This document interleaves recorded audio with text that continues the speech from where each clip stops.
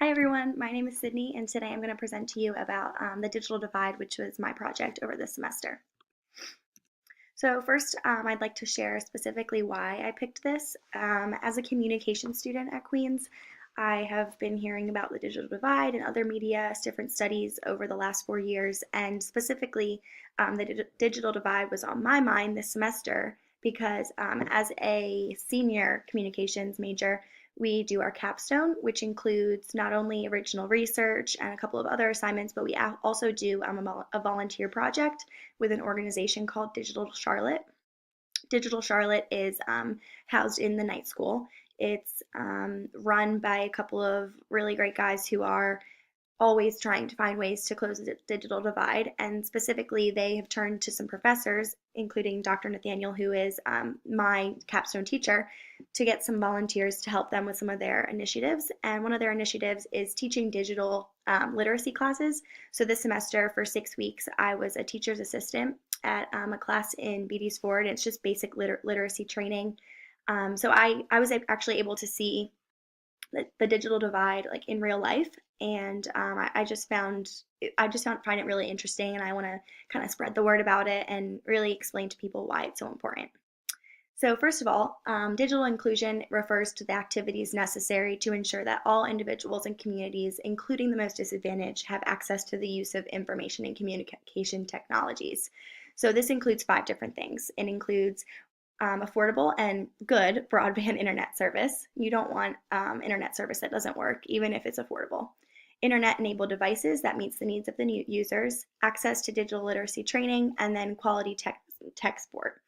Lastly, applications and online content that designs to enable and encourage self-sufficiency, participation, and collaboration. So this is so important because in order for people to anywhere in the world, so in Charlotte and beyond, to have full participation in their society, democracy, and economy, they need to have digital equity. There needs to be some sort of digital inclusion worldwide, citywide, that really includes everybody. So digital equity is necessary for civic and cultural participation. It's important for employment, lifelong learning, and access to essential services. So some examples of opportunities that those who are involved in the digital divide, or part of that divide as they call it, some opportunities that they're missing is job applications. More than 75% of job applications are expected to be completed online. Banking, just the ability to bank online and the convenience that offers people, not having that can really set people back a little bit. And then also communication. I know so many people that are watching this right now. I'm sure that you guys FaceTime your friends, your family, and without that communication, the ability to email, text, all of that, all those things that you use the internet for to have these communications with people, to keep relationships, all of those. Without that, it can really make a big difference on people's mental health, as far as so many different things. So that's some things to keep in mind. So some more, so a quote that I included. This comes from Bruce Clark. He is one of the he's a project manager at the Knight School of Communication, and he's the executive director at Digital Charlotte. So he's the head of Digital Charlotte. He's kind of the brains behind a lot of the initiatives.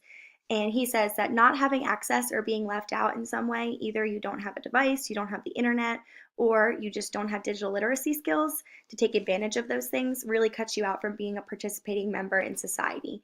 So that can have dramatic effects on people's health, wealth, well-being, and their ability to survive and thrive in today's world. I thought that was really important to include. I think it kind of sums up a lot of different things that I just mentioned. And Bruce, he really knows his stuff, so I wanted to include that.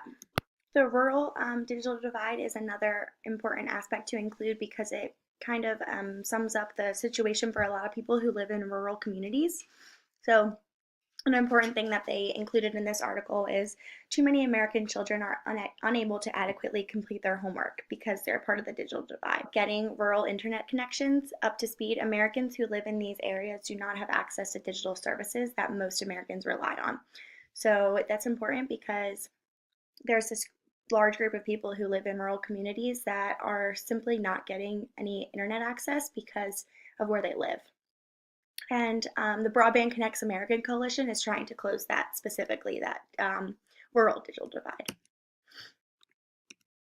Another few words from Dr. Nathaniel, she's the communications professor that I was talking about earlier, is what she can say about the digital divide is it is real. It manifests in real ways, and as I know, but many people may not, most jobs, more than 75% of jobs at all levels, are posted, advertised, and expected to be applied for online.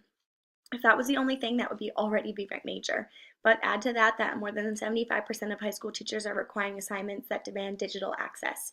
So those who don't have digital access can't apply for jobs, may not be able to do their homework, and that already puts them at a huge disadvantage compared to their peers.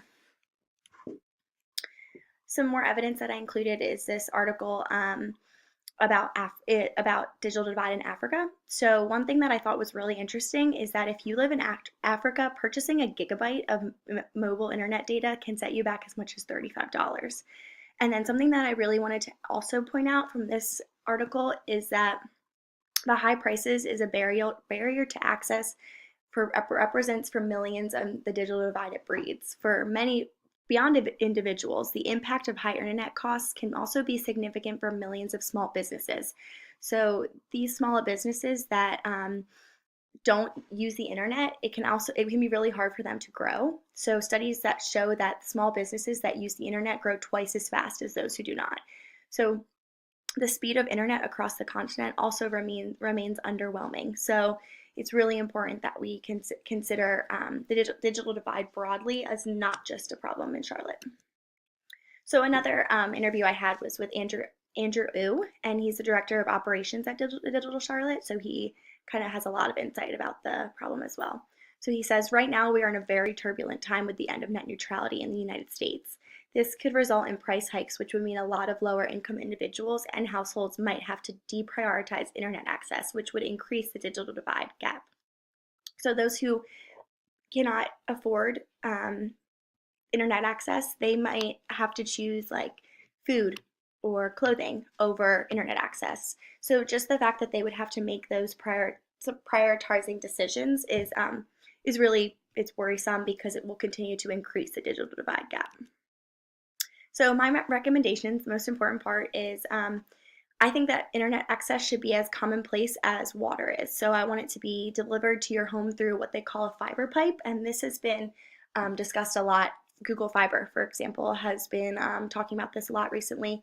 So this will decrease the price, and it will increase the decrease the inconvenience, increase the convenience for many families. So it will make it easier and cheaper. I also think that digital literacy should be a foundation class in elementary schools across the world.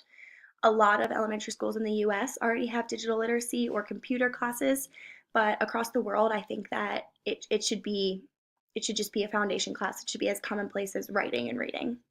So I also think that something that needs to happen is that the word needs to be spread a little bit more. I think awareness about this issue is kind of minimal.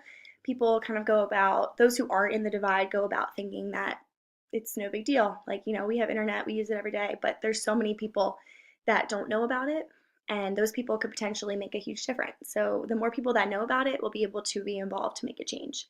And then with that comes getting involved. I can tell you from personal experience, my experience working to close the digital divide was really awesome. I had a great experience, and I think that it really does make a big impact in your community. So some key takeaways. The digital divide is a major global issue, as I'm sure I proved, and it negatively affects millions of people on a daily basis. So in this infographic, you can see the three different legs of the stool, and each of them symbolizes something different. So internet access, computers and devices, and digital literacy. So without one of them, the stool cannot stand, and that is a catastrophic loss of various types of opportunities, which can lead to a lot of disadvantages for many, many people. And then here's some works cited for you guys. Thank you.